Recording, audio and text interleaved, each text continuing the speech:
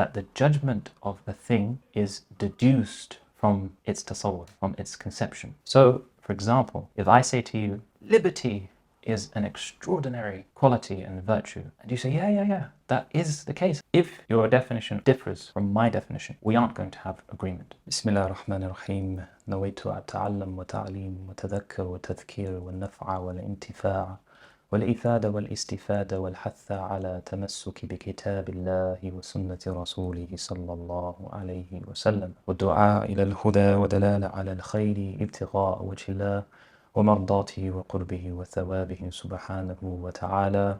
سبحانك لا علم لنا إلا ما علمتنا إنك أنت العليم الحكيم. رب اشرح لي صدري ويسر لي أمري واحلل عقدة من لساني يفقه قولي. Bismillah. So this is the second installment of our logic classes. I'll go through a short recap and introduce some new topics very briefly about the proposition, its composition, and the degrees of apprehension that we can have. And so to begin with, last time we talked about the definition and the benefit of logic. And we said that it was defined as عبارة عن مسائل يبحث فيها عن أحوال التعريف والدليل. It is an expression of matters in which the definition and the evidences are studied. And the benefit of this is really one of the mind. It allows us to form correct conclusions and it protects us from making mistakes of thinking. So formally that is expressed as صون الذهن عن الخطأ في أثناء صياغة التعريف وفي أثناء صياغة الدليل.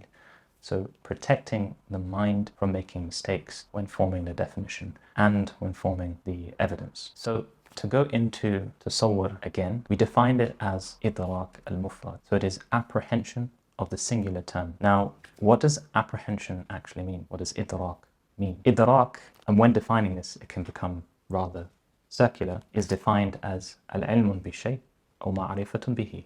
It is knowledge of a thing. And so there are other ways of also defining this too. We can say wusul al-nafsi ila al-ma'na. It is the arrival of the self to the meaning, which to me seems a lot more clear. But to bring it to life, it is like me asking you, hey, do you know what a tripod is? And you're like, I don't actually. In that case, you don't have idrak of the singular term, which in this case is a tripod. Idrak would actually be to have apprehended the meaning of a tripod.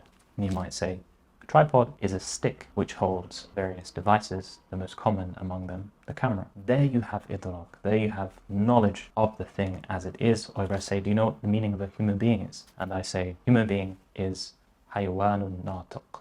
It is a thinking animal or living being. That is your tasawwur. You have a correct conceptualization of the idea. Now that brings us to a popular maxim for us in this generation and for many generations before, and that spreads and spans across multiple disciplines, and that is al-hukmu ala shay'in far'un an tasawwurihi, that the judgment of a thing is deduced from its tasawwur, from its conception. So, for example, if I say to you, liberty is an extraordinary quality and virtue, and you say, yeah, if your definition differs from my definition, we aren't going to have agreement. Your judgment is going to be based on how you understand liberty. If you define it as moral liberty, for example, liberty comes about as a result of acting morally, that's completely different. Your judgment's going to be based on that. Whereas if I say liberty is just the freedom to do whatever I want, my judgment again is going to be based on that. This is why it's so important for people when they're engaging in dialectics and debate to define the terms, because you could be agreeing on something that you actually don't agree on the definition of. So you agree on the conclusion of these words, but you don't actually agree on what it is you're talking about, which is not agreement in any way, shape or form. But then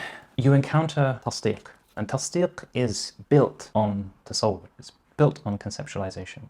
تصديق is simply إدراك مضمون القضية. It is knowledge of the مضمون, the kind of certainty of the proposition. So is it true or is it false? Is it صدق or الكذب? Truth or falsity? Which one is it?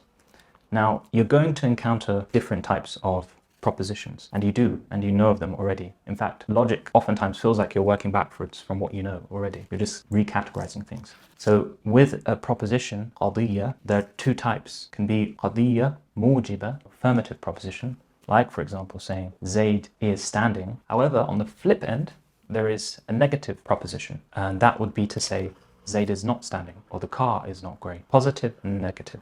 قضية موجبة أو قضية سالبة. Now, for clarity, we need to know what the composite parts of a proposition are. The composite parts are the موضوع, the subject. So for example, Zayd is standing. Zayd is the subject of that proposition. But then we have the mahmul, and the mahmul is the predicate. It is predicated on Zayd. So standing is predicated on Zayd. But then you have the nisbah.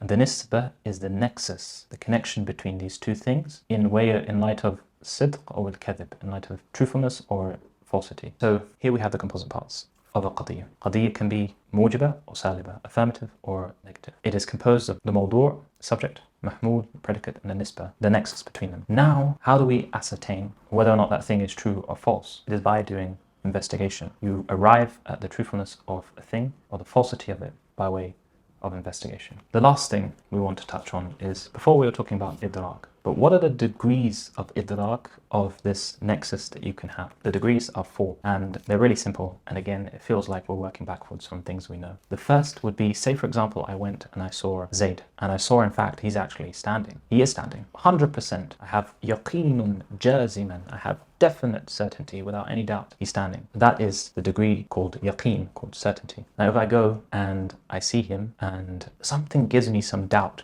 I can see his face, but it's not clear and whatever, I'm a bit confused that day or I'm tired or whatever. Dhann have only preponderance because I cannot say with certainty that this is Zayd or that he's standing. I have dhann, 99% he's standing and that is Zayd. Whereas if, for example, there's a veil and Zayd is not clear, maybe I can't even tell it's Zayd, or the thing he's supposedly sitting on is like a stool and I can't see the legs of the stool properly, looks like he's a bit crouched, but I can't tell essentially. It might be, but it might not be. I have shak, I have doubt. Could be standing, could be sitting, 50-50. Or I could go to Zayd and I find it is Zayd and I find he is standing and I conclude he's sitting. That is wahm, that is delusion, that is falsity. And this concludes the end of the second session on logic. Alhamdulillah, I very much enjoyed teaching this class, and inshallah we will improve together. I remember our teacher Sheikh Suhail, he said to us that the only way you'll truly learn is by teaching. And so in this journey I endeavor to remain humble and to recognize that I don't know everything. I know some things, and some things I might be mistaken about, and we seek protection from Allah and forgiveness for anything that we've said that is wrong or inaccurate, and inshallah we will continue, and I hope these are of benefit. Assalamu alaikum wa rahmatullahi wa barakatuh.